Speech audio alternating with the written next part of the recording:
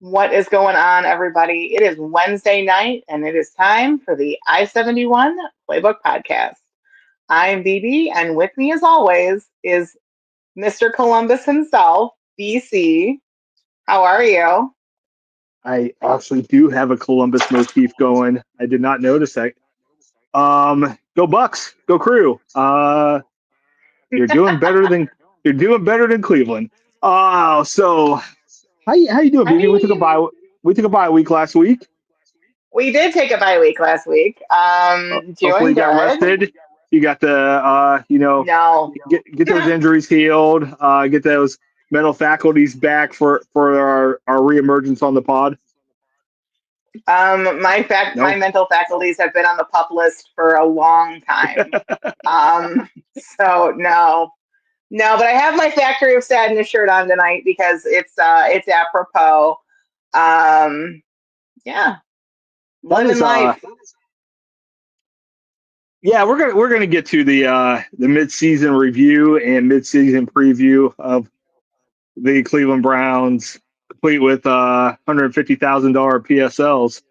You didn't Holy see? Is that news to you? no, it is Oh, news to me. good luck, Jimmy. Good luck. Holy Christ! It looks like I got out of the season ticket business just in time. I'm avoiding this Yeah, you season did. and Woo. going bankrupt, trying to go to Jimmy's World. So Mm-mm. anyway, No, thank you. let's start some good vibes. Number one, Ohio State Buckeyes. That's Uh, right. make short work before the bye week of Wisconsin. Um, shut them out. Ha ha, Camp Oregon, you gave up a Randall was touchdown to them. Camp Randall was quiet. Like that is supposedly one of the harshest stadiums to go into as an opponent, and relatively quiet. I will tell you this: I was there. I had a reminder why I love college football. So, like with the NFL, if the Browns are competitive and there's not a compelling game on, I don't care. Like it just, No. it is what it is. College football, I watch every game that's on TV. Like I can't get enough of college football. And that game So do against we. Same in our Wisconsin, house. despite being lopsided, that game reminded me there's a film going around. Somebody took on the Ohio State sideline, and it was before Camp Randall emptied out. It was that jump around. So right between the third and the Okay. fourth quarters, in case people don't know, Camp Randall, Right. the tradition is the song from House of Pain comes on, jump around, the whole stadium jumps. Hmm. I, we sometimes forget in this age of NIL, this age of transfers, college kids making $5-6 million a year, driving Lamborghinis to practice. Yeah, I'm looking at you, Carson Beck. Um, we forget that these are kids. We really do, because it's such a business Right. now. Gambling and everything, it's such a business. We forget these are kids. Oh yeah. There is a viral video, and I need to find it to send it to you, of the Ohio State sideline doing jump around with the crowd. Did you see that? Oh, No. it was How did just I miss incredible. this? It is just incredible. It was like just kids having fun. And you just forget, like for them that's an experience. They're not just there to play a football Right. game, but they get to experience all these traditions and stuff. And it was just a wonderful thing to see. Winning, losing, whatever. It was just really neat to see the Hmm. Ohio State kids on the sideline, just doing the jump around, doing that tradition. It was a lot of fun. And it would just remind me once again why I love college football.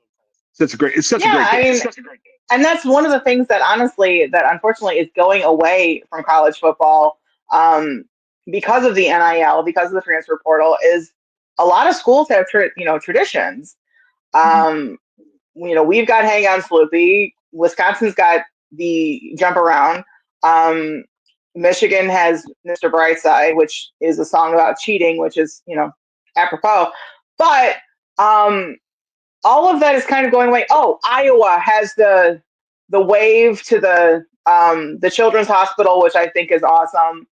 But those things are losing their meaning, and it's kind of a bummer, that the traditions and um, the pomp and the circumstance that goes with it is going by the wayside, which is a bummer. And the whiteout at Penn State. My buddy Daniel, who's a regular watcher of the pod, shout out to Daniel. What's Hey going on, Daniel, DK? hey. And he Hey. went down. with his brother and a friend to go see. They take a college road trip every year and just go see a different college stadium, which is really cool, really fun. And they went a couple years ago to Virginia Tech and saw Enter Sandman. Oh, Enter Sandman, that's another one. Yeah, I would love to see that one in Blacksburg. That's a really, really cool one. That's an experience. It's so much fun. And like I say, it was just fun to watch Ohio State kids. Ohio State's going to go this week. They play Big Noon Saturday. Well, we can thank Penn State's miserable season for that. That's not a night game. But they're going. Hold on, I've got a question for you. Oh, absolutely. So they're still going ahead with the blackout. They're writing on the tickets, everyone needs to wear black. How in the hell are you going to do a blackout at noon? You're going to blot out the sun. It's going to be so black in that place.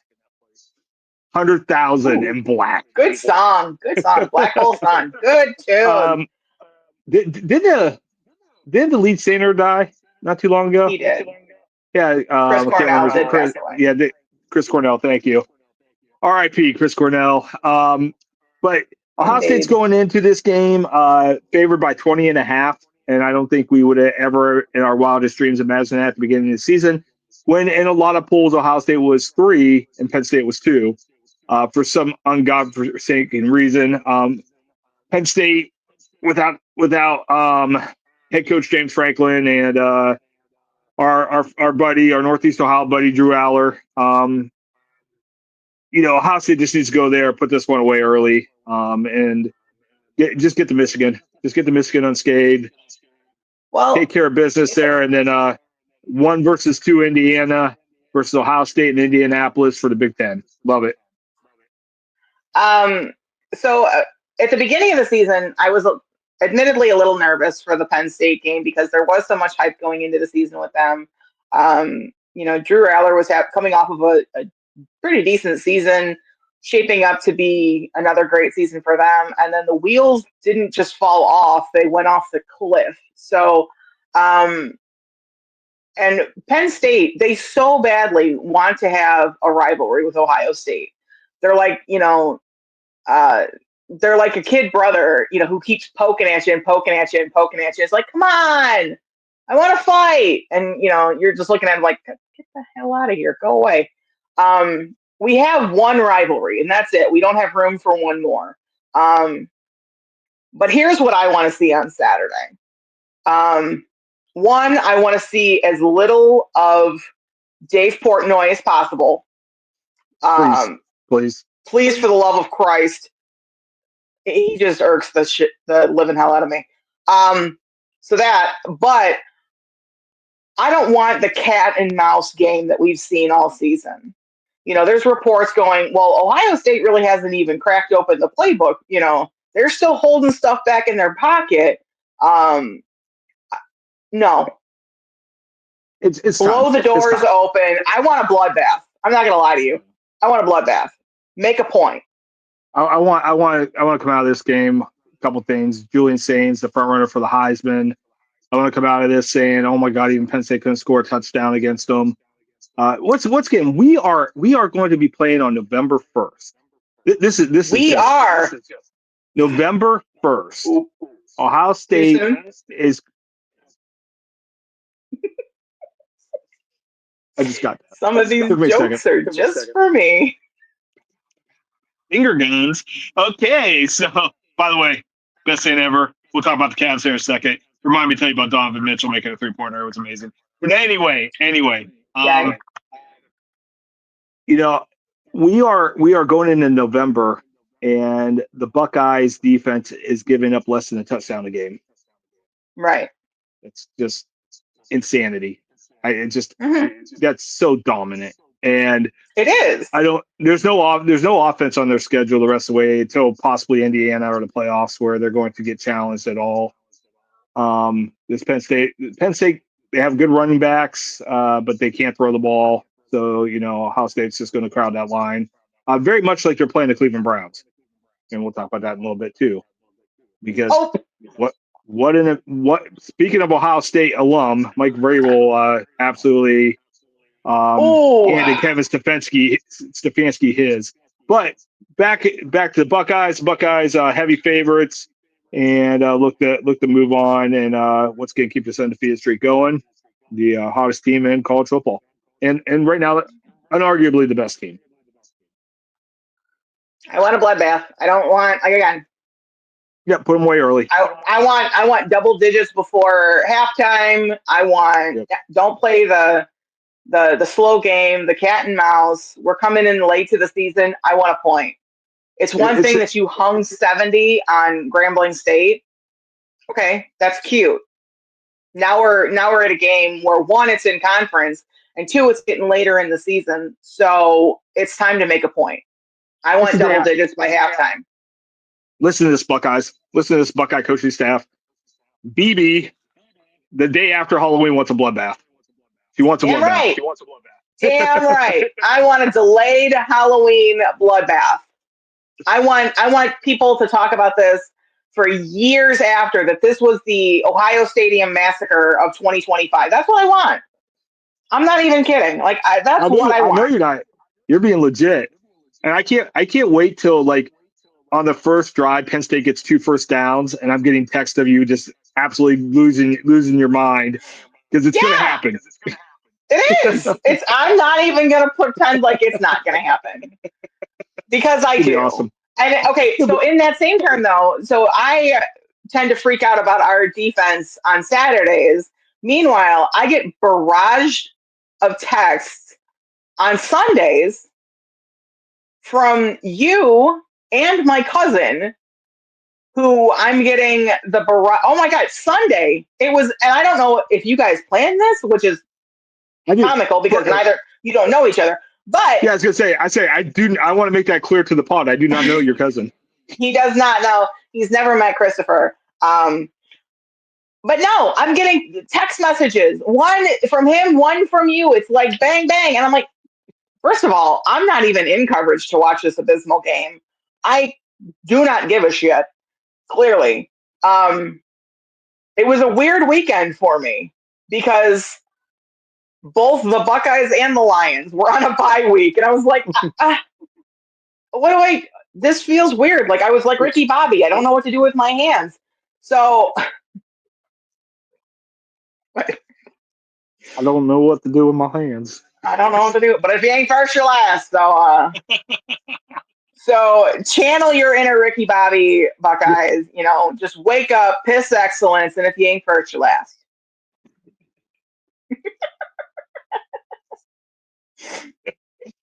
Oh my God.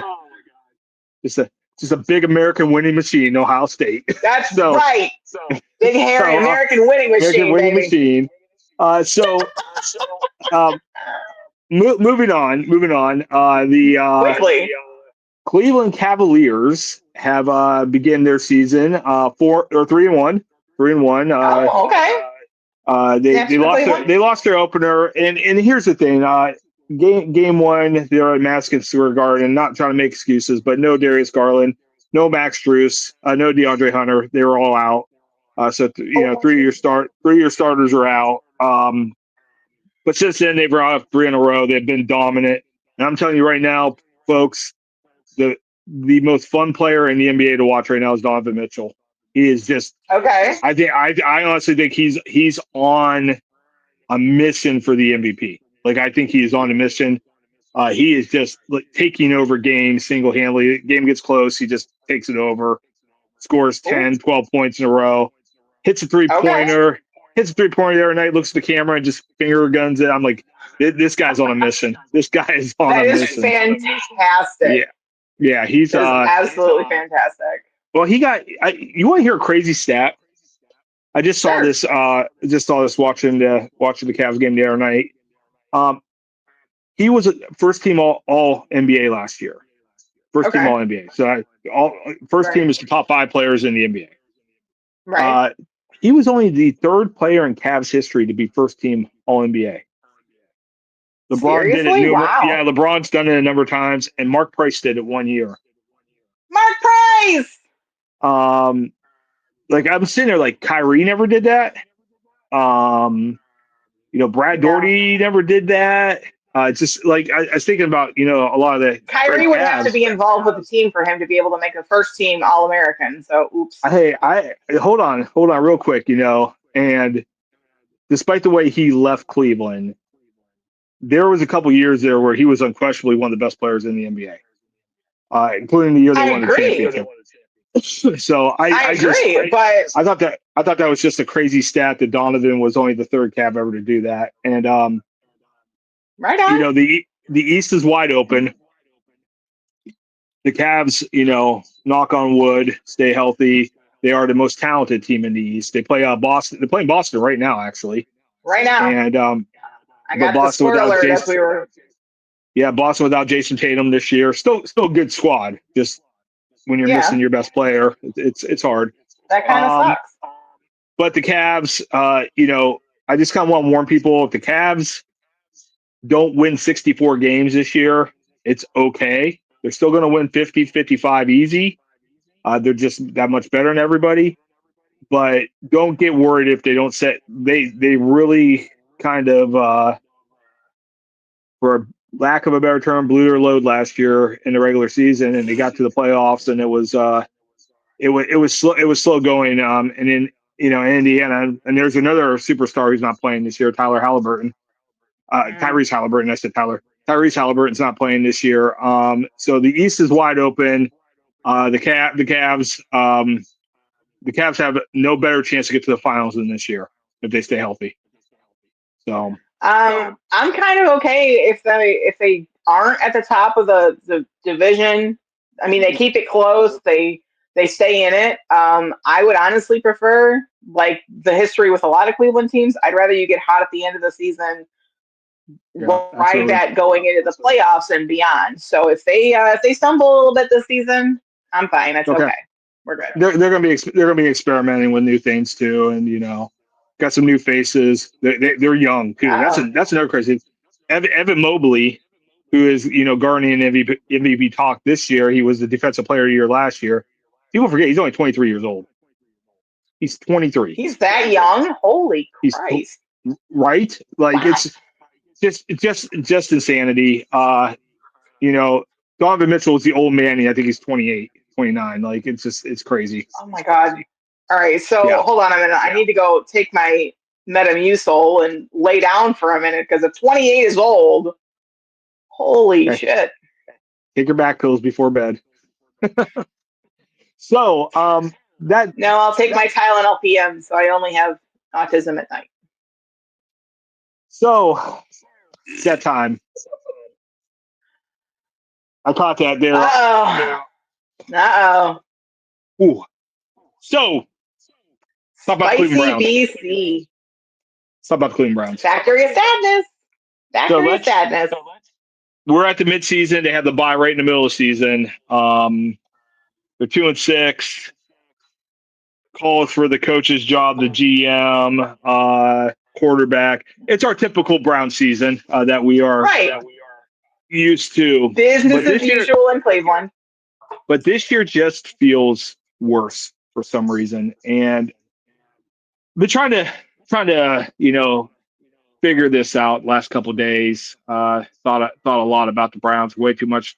I give them way too much thought than I should, and I'm trying to figure out.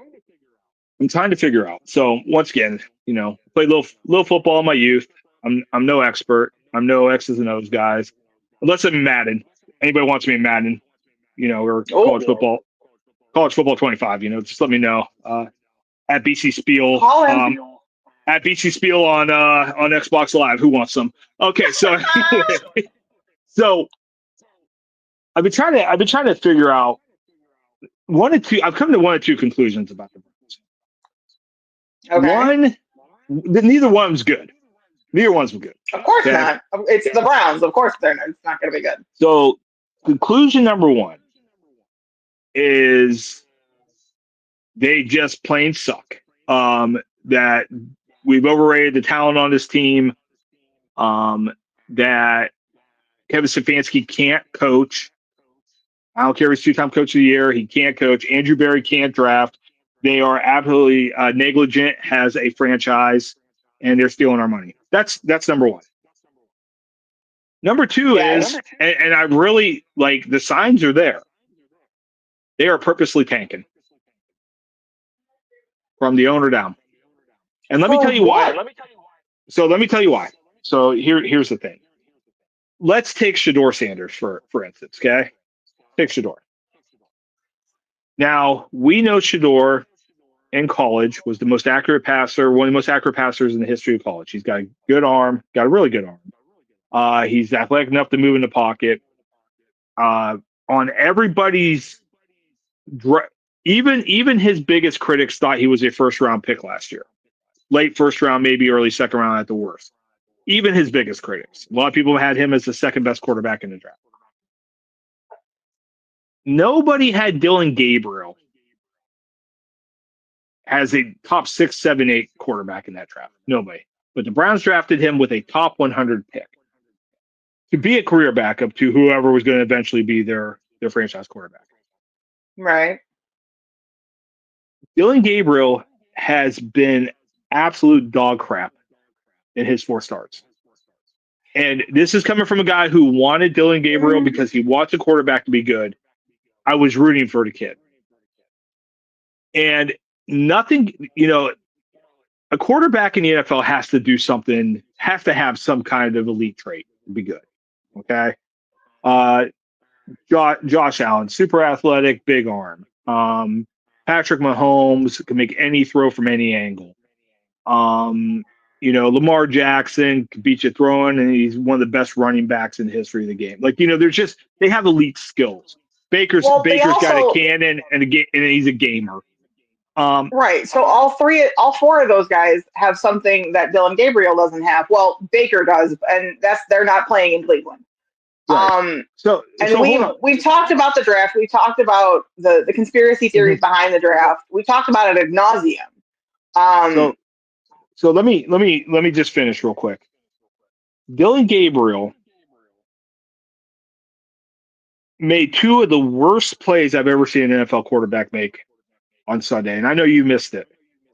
I did. And I'm going to use Sunday as kind of a microcosm of the last 25 games in which the Browns, led by Kevin Stefanski, are 5-20.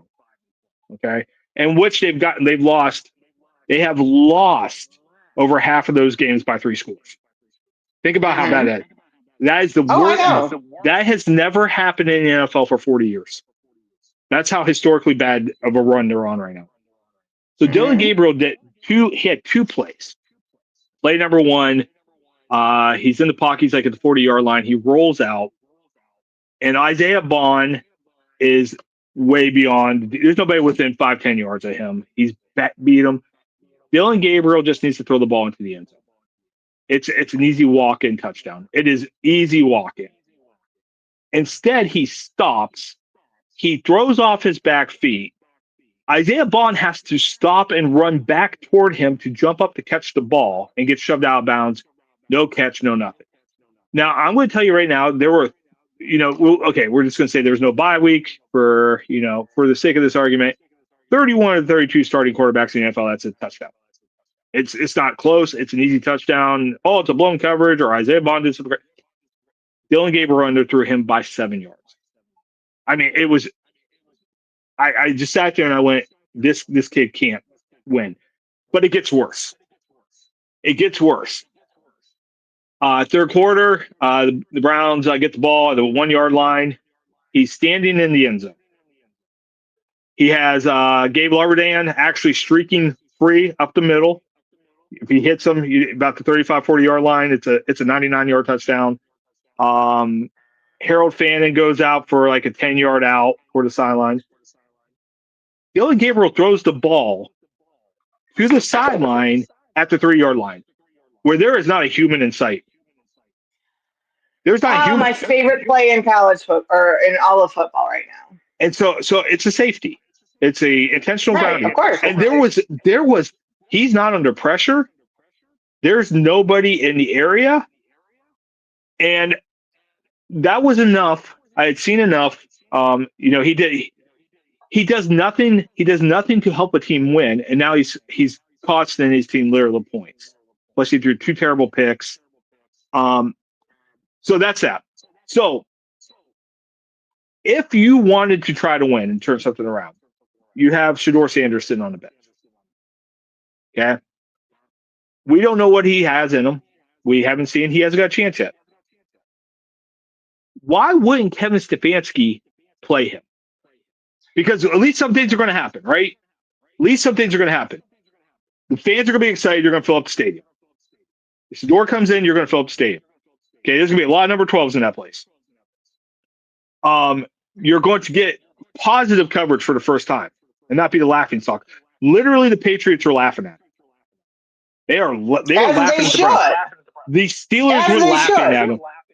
Detroit was laughing at the Browns. As on the sideline. Should. When you go out there and you play Pee-wee football against pro football, you should get laughed at. You should get laughed out of every single stadium that you play in. But here's my thing. So I'm hearing you about what Gabriel, he's not ready to be a starting quarterback, this, that, the other. The problem is he's not play calling. And that solely relies with Stefanski. Stefanski cannot play call. He doesn't do anything that takes risks. He gets a lead or he gets close and he gets scared. We've seen it since he's been here. So at this point, my question is, what the hell are we waiting for?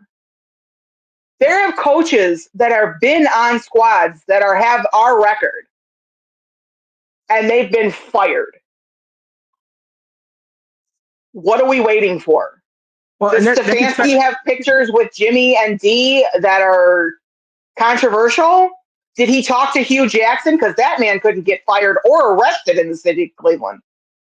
Well, and that goes. We are 2-5. Yeah, that goes 2-6, and that goes to my full. I'm sorry. That goes to my full circle point.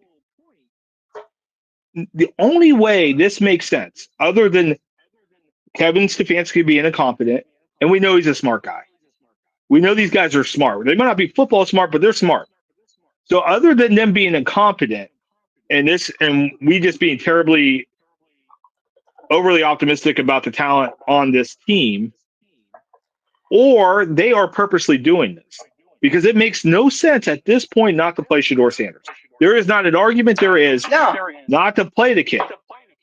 And because everything, worst case scenario, positives come out of it. You get buzz, you get butts in the seats, because I tell you one thing, if they go to New York and they lose to the Jets, or it's not First Energy anymore, thank God. Those crooks are out of there. Huntington Bank Field is going to be empty. And people are going to be they'll be empty. I'll have a bunch of Ravens jerseys there. That's it. And I think you froze up, BB. I don't know if you can hear me. There you are. I hear you. Here I am. Okay. No, it won't be empty.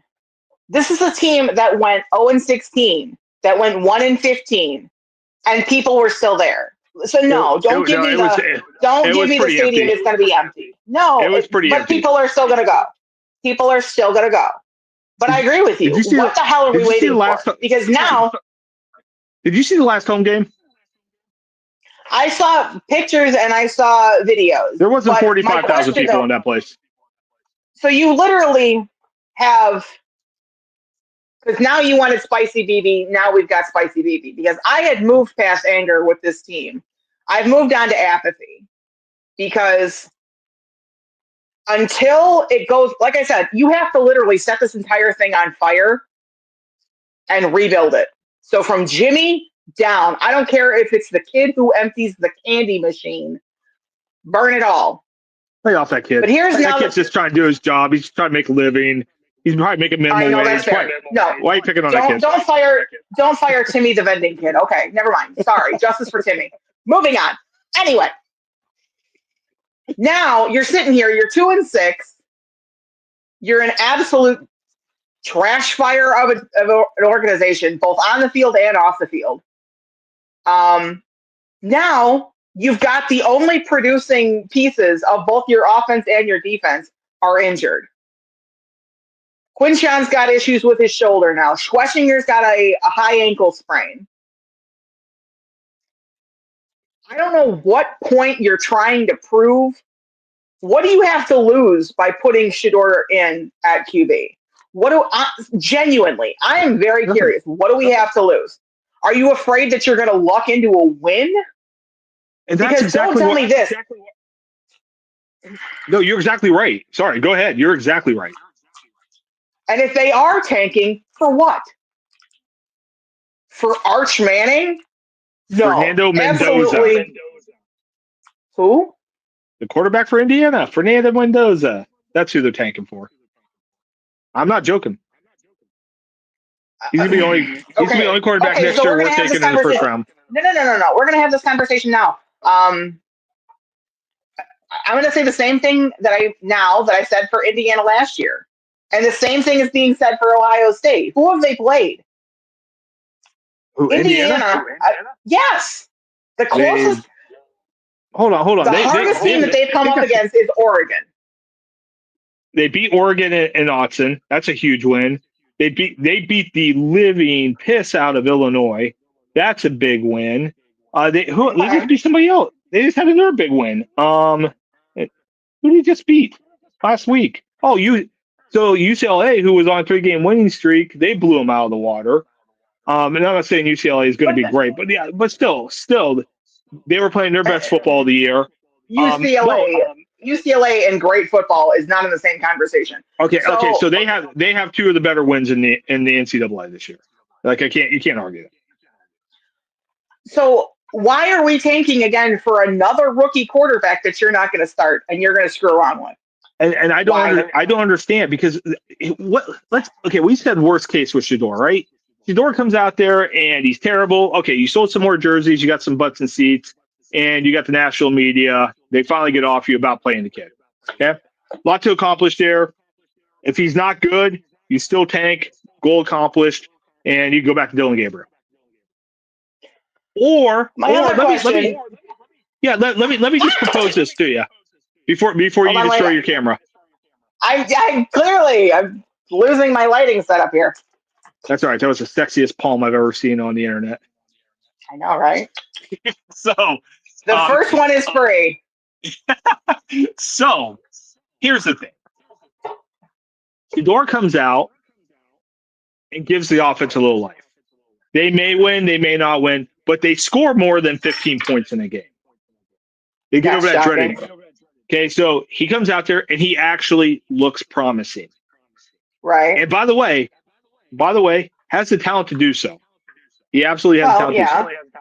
So he goes out and he plays this second half. This is the preview, okay? I'll tell you what I actually had written down for the preview for the second half of the season. But Shedeur comes out, they win a couple games, but guess what? You've identified your franchise quarterback.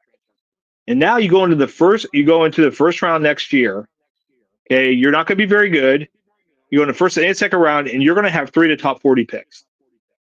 All of a sudden, you get a lineman, offensive lineman. You sneak a wide receiver in there.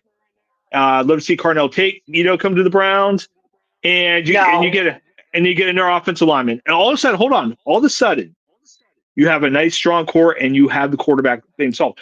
But the problem is Shedeur, because that's not the goal. They don't want Shedeur to be good. They don't want Shedeur to bring excitement to the franchise. That's not the plan. And the one thing we know about the Browns, they are stubbornly fused to their plans. Oh, yeah. Oh, I can't hear you. Wait, come back. Can you hear me? I can hear you. Okay, I don't know. Hello? If you went off my Hello. Come back. Oh yeah, Come back. There we are. Yay! I gotcha. Yeah, whatever you did to your camera took me off my Bluetooth. I'm having setup issues. I'm having all sorts of stuff tonight. So we will power through. That's all right. We'll get through. We will. So here's another thing that I've heard, and I don't know if there is any validity to this, but there are whispers that are coming out of Berea the locker room is incredibly divided. You've got players who Of are course. championing to put in Shador. So that then kind of leaves a little bit of credence to your are they tanking things. Well, and it goes back last year. If we saw Deshaun Watson was trash, guess who else knew he was trash? The people that are with him every day. If we see that Dylan Gabriel is playing like garbage, guess who else knows he's playing like garbage? And they see the all-22 and they see the film and they study it. All his teammates. Someone said last year that the offense didn't want to block for Deshaun. Wait, who could that have been? Wait. Oh, it was me. So it's not out of the realm of possibilities that they're playing like ass because they're having temper tantrums and they're whining. I mean, but I can tell you this right now. I can tell you this right now. If they are actually selling PSLs for Jerry World, Jimmy World. You said like Jimmy World and Jimmy World. Jimmy World. You're right. My bad. At $100,000 a pop, not with a team like this. I mean, I know Browns fans are faithful, but we're also tired. So, like, maybe you want to put a better product on the field before you start trying to squeeze more money out of the fan base. Just a thought. Finishing the review of the season so far. The Browns have 4 quarterbacks on their roster going into the year. Okay, they had Joe Flacco, they had Kenny Pickett, Dylan Gabriel, Shador Sanders. By the way, who has gone to Cincinnati and who is actually winning games. So again, that's a great look for. And who's going to be starting in Vegas? Kenny Pickett. So like they went on to be 2 starting quarterbacks, and we're throwing Dylan Gabriel out there, who is throwing to nobody from the end zone and getting safeties, or underthrowing his wide receivers by 10 yards. The point being is,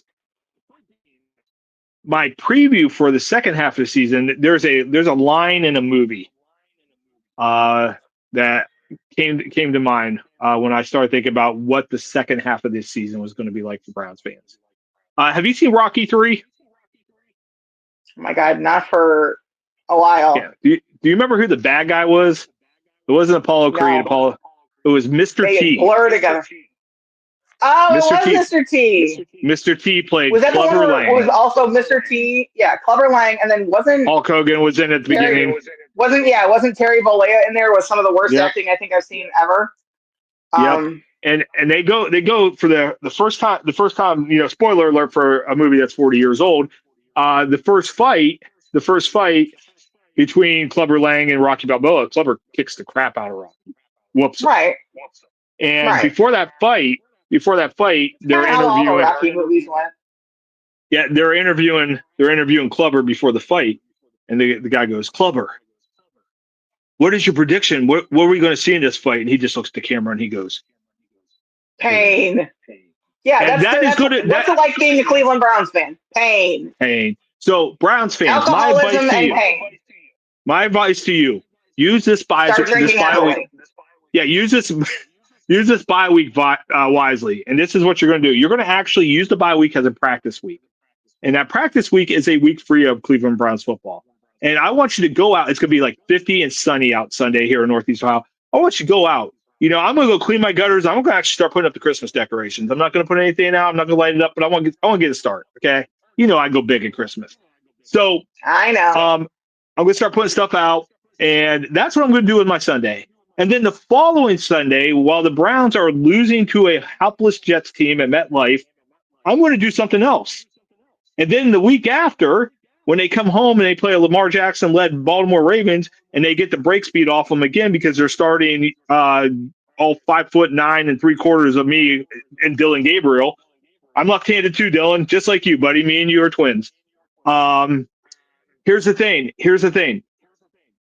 Spend that time with your family. Spend that time with your friends. Play with the dogs. Go out and do something. Maybe you have a little snow on the ground. Have a snowball fight with somebody. Do something. Do anything. But pay attention to this Browns team, because they have not earned your fandom. You have been loyal to them. Don't give them anything else. Don't give Nope. at Christmas. You know, people don't realize NFL teams. Okay, the biggest time they sell merch is at Christmas, like most other industries. Oh, yeah. Don't buy grandma that brown sweater. I know you Oh, love your not boyfriend and grandma. and I know you no buy her something nice, not brown sweater. Not Here's another thing. grandma. Your new boyfriend, he loves the Browns. He's diehard. He eats dog bones on Sundays. Whatever you do, don't buy him anything Browns related. Just give him something else. Do not See, but support if this you're team now because hold they on, but are. if your new boyfriend is a Browns fan, that is going to tell you that he's loyal and he'll put up with your bullshit. So that's a bonus. ESA. Well done, BB. So no, seriously, don't spend your money on this team. Don't spend your time on this team. Don't spend your anger on this team. They didn't earn it. And if they are Come to tanking, the apathetic side. It's yeah, delightful. yeah, seriously. Just there's the if you want your voice heard, it's by being voiceless right now. It's by not Yep. paying attention. It's by not showing up. Let me give you an example of what the Cleveland Talk Browns with want your from. wallet. Yep. And let me give you an example of what the Cleveland Browns want. Okay, so I used to sit up in row 19 of section 531, seats 1 and 2. Okay. Oh, I'm sorry, seats 25, 26. The 1 and 2 was the opposite side. I was the end of this. So 25, 26, row 19, 531. Right on the 20-yard line. Great seats. Midway up the upper deck. Loved it. Sold those tickets or I didn't sell them. I just didn't renew them this year. By the way, that's me doing my part of what I just said. You know, that's me doing what I preach. My seats for this new stadium, okay, this new Huntington Bank Field in Brook Park. First of all, I don't know if you saw the charts. The charts came out. Season ticket holders were given options. You know, like if a PSL package looks like this, how would you feel and rate it? And my Agitated. my seats, okay, where I would be, okay, so it was outside the 30, upper deck, midway up. I would have to pay a PSL fee of $3,000 per seat. So Nope. to have the rights to the seats for 30 years, not even lifetime, a lot of PSLs are lifetime, I'd have to pay $3,000. So that's $6,000. Then my seats at the current stadium, which for a year, first season for 10 games, was $2,500. Actually, yes, $2,500. They are now per seat $3,400. So for me to have the same cheap seats that I had at the old stadium, the current stadium, soon to be the old stadium, it would cost me just to get in there $13,000. And that's what I've said when you were saying that Brook Park is happening and it's Yep. happening. I'm like, they're going to price out their fan base. And here's the kicker: is not only are they going to price out their fan base, you're going to piss them off before that. And it takes a lot to get Browns fans pissed off. We have been through a lot with this team, this franchise, this city. We've been through a lot. And you've got even the most diehard Browns fans right now who are walking away. Lifetime fans walking away. Like they're done. So you want to now price gouge because you want to pay for the stadium that you had to have. Again, come to the apathetic side. It's absolutely delightful. The Browns after their And first scoring drive on Sunday, their next 5 drives, they never had more than 19 yards and they only had 1 first down. You can't watch that. It's unwatchable football. what part of that was supposed to shock me? Like the way that my jaw stayed firmly in place. What I was surprised at when I was seeing updates and I was getting, my color commentary by BC and Chris, the tag team duo that they are, I'm getting the score updates from you guys, and then I'm seeing the score updates from ESPN on my phone. We were in it at halftime. It was 9-7. 9-7 at halftime. So did we not want to come back out? Like, did we need a nap in a juice box and nobody wanted to come back out to play? Like, I get it. If I had to put on that uniform week in and week out, I'd be embarrassed as shit too. Truthfully, wearing the shirt that I'm wearing now is embarrassing. And the only reason I'm wearing it is because my person, when I was getting changed, because I'm not wearing a work branded sweatshirt on my podcast. Uh, my employer's rights or my employer's views do not match the I-71 podcast because they don't care about Cleveland sports. So, but he goes, you should put on your Factory of Sadness shirt because you guys are going to bitch about the Browns. And I'm like, you know what?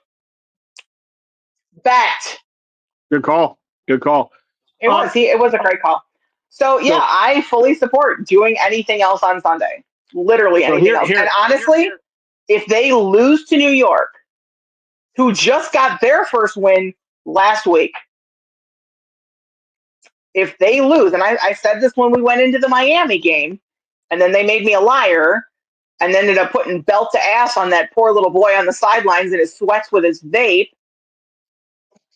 If they lose to New York, what? I'm still laughing that we saw on camera an NFL head coach, Mike McDaniel, vaping. Like, it's still one of the funniest things I've ever seen in my life. Like, he cut out booze, and that's great for you, but dude, you got caught on camera in 4K vaping on the sidelines, and you've gone to your press conference absolutely stoned. You can't tell me otherwise. That was a $40,000 hit he took there. Like, literally, that hit on that vape was $40,000.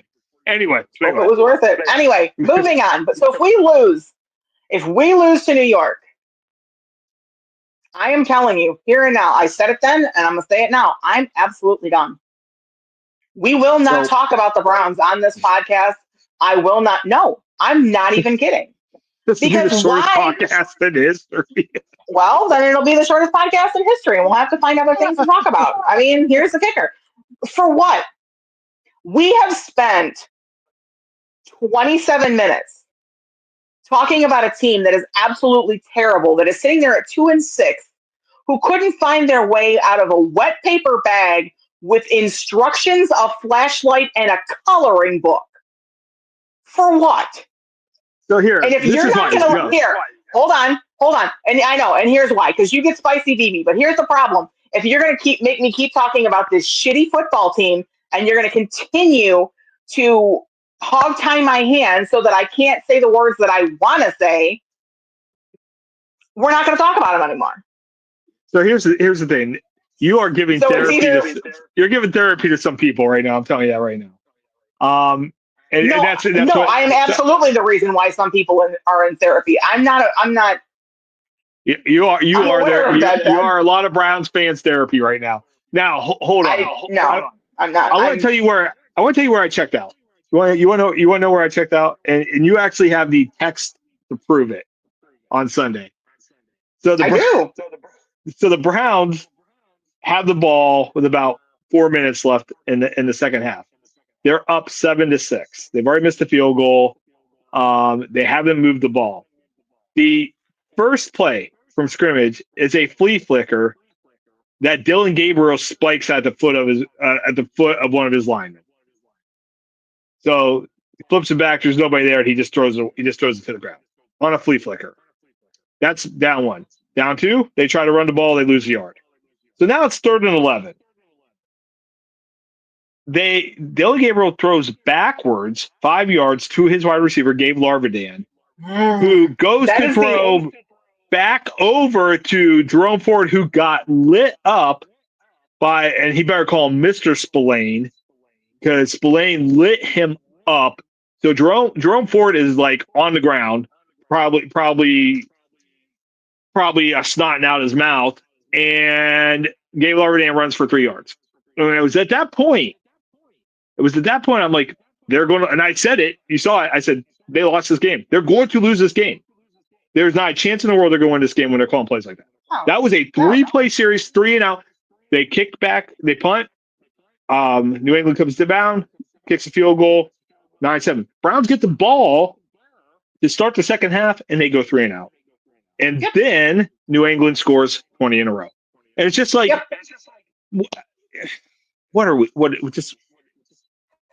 See, that is something that watching any football team, and it's been not just a season, it's been multiple seasons now. And it's not just the Browns. They all do it from NFL to college to high school to whatever. If you are throwing a pass sideways and you're behind the line of scrimmage, especially when you're on a play like 2nd and 15 or 3rd and 20, do not throw it. Don't do the little screen pass. The only thing you should be thinking is forward. That drives me absolutely batshit crazy. I don't care who is playing it, because I've seen the Browns are notorious for it. The Lions have done it. The Chiefs have done it. The Buckeyes have done it. Yeah, but it drives me nuts. In defense of that screenplay, though, on 3rd and long, I did watch Travion Henderson turn that into a touchdown against Texas last year at the very end of the half. If you remember, that was a little screenplay, and he took off and broke it. But anyway, I get what you're saying. The point being is the exception. That is not the norm. The point being is the Browns have an owner who can't help himself. They have a GM who can't draft and manage a roster. They have a coach that can't call plays, and they have a quarterback who can't throw the ball more than 5 yards. And that's what you have to look forward to. Sounds like something else to do, right? For the second half. And that's where we are. That's where we are. And like I said, folks, enjoy your bye week. Don't stress about the Browns. Enjoy Ohio State. Enjoy the Cavs. Enjoy the Monsters. Enjoy anything else. Don't waste time or effort on this Browns team. They're not serious, and you shouldn't be serious with them either. And by the way, everything we just said, though, I still stick by Browns defenders. God bless you. You're playing hard, and it's got to be as painful for us as it is for you. Watching this when you're on the sideline. The Browns defense was on the field for 36 minutes of a 60-minute game on Sunday. You can only do so much. And right, there's only so much you can do, but there's also something where I'm getting real sick and tired of hearing Miles bitch. No, I got no problem with it. I do. Because no. This all goes back. No. This all goes back to the temper tantrum that he had before the Super Bowl. And his exact words were, "I want to play for a winner." No, you wanted money. So then you signed a truck. They backed the Brinks truck up to your house, and they paid you. So now you signed a deal with the devil, literally. So let me ask you a question. And I understand it's frustrating. No. It's frustrating that you can't get help. I know. That man had one of the best games of his career. I get it. 5 sacks in one game. That's fantastic. You put Drake May on his ass. Wonderful. But you knew what you were getting into. So let me ask you a question. You knew what this organization was about. What? And we know I'm no Miles apologist. We already know my feelings on that. Let me ask you a question. Would you have been happier if he was just sitting on the bench and having a good time dapping it up with his boys? I'd be happier if he left. Where's he going to go now? He signed a contract. He's not going anywhere now. Right. Now you're here. Right. So just but the point is, shut up and do your job. As a former athlete, okay, as a competitor, I got no problem with that guy being pissed off that he was pulled out of that game when their starters were still in. I have no problem. I have no problem him being pissed off that they can't score more than 15 points a game. I got no problem with that whatsoever. He broke 2 records. He broke an NFL. He actually shattered an NFL record held by Reggie White that people said would never be shattered. He got 108 sack before he was 30, and he actually did it 4 more times. And then he sets a Browns record, 5 sacks in a game. One of 20 players ever do that in history. You know what happened in the other 20 games? Not one of those teams lost by more than 3. And 16 of the 19 of those games, that team won. And he lost by 3 scores because he was the only person out there. So do something about it. If you want to be that pissed off, What You else can have he the do? ability. Be the leader. Be the leader. You've apparently got Jimmy's ear. I don't think he has Jimmy's ear, and that's the thing. What else can he do? He went on there and put an all-time performance, and they still lost by 3 scores. I would be Because frustrated he's too. trying to I do would be it by pissed too. himself. No, he can be pissed and he can be frustrated. What's his job? But here's the thing. What are you doing?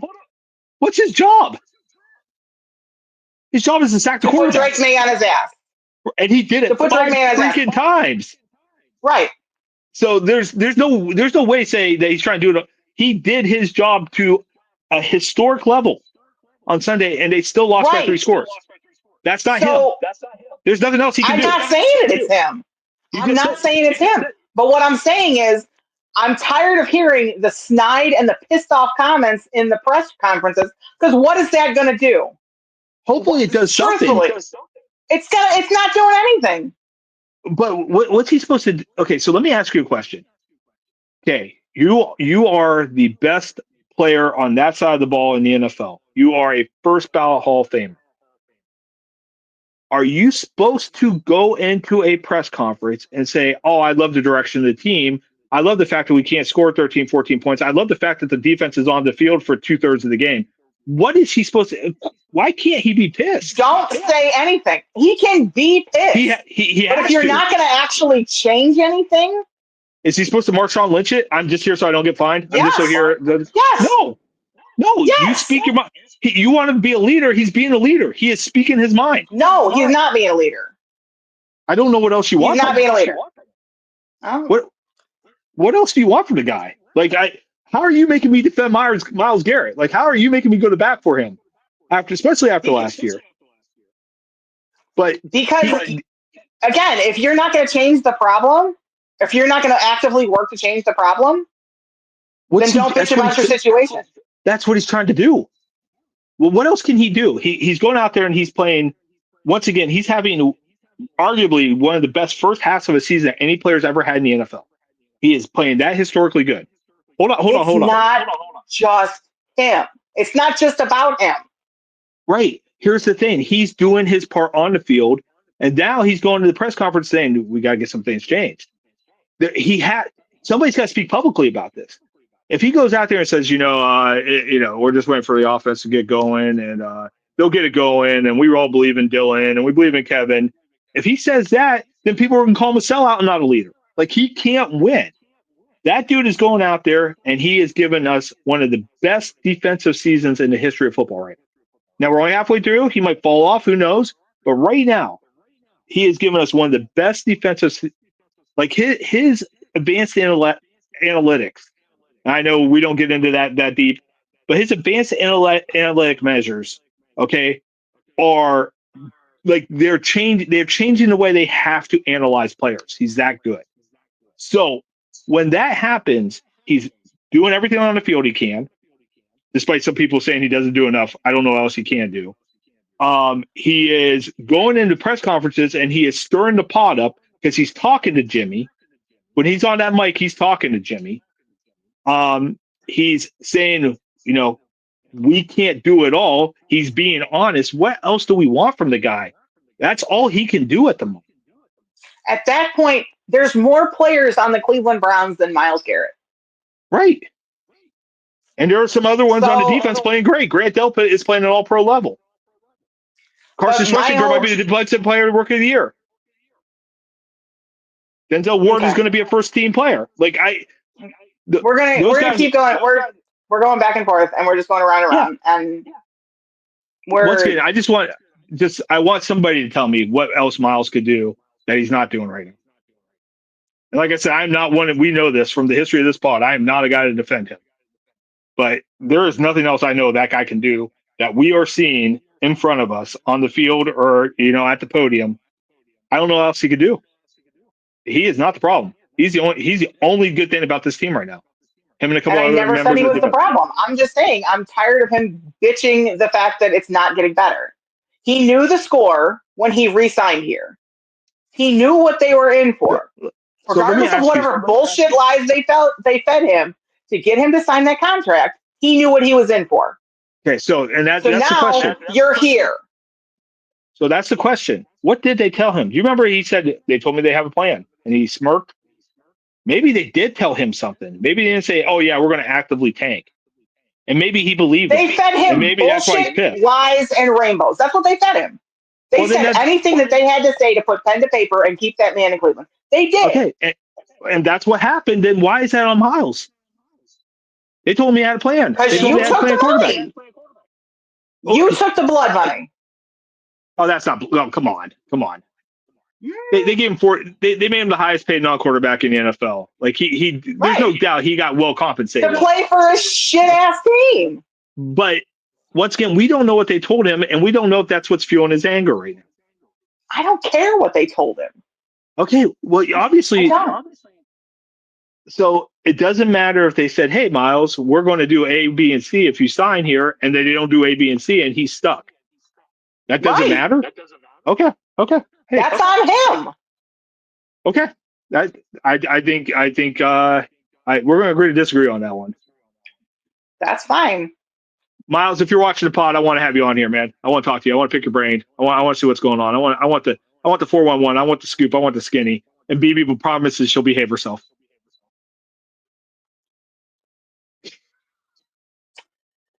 So with all that being said, and there was a lot said from the dog pound to the shoe and all the deals with the devil in between. I'm BB.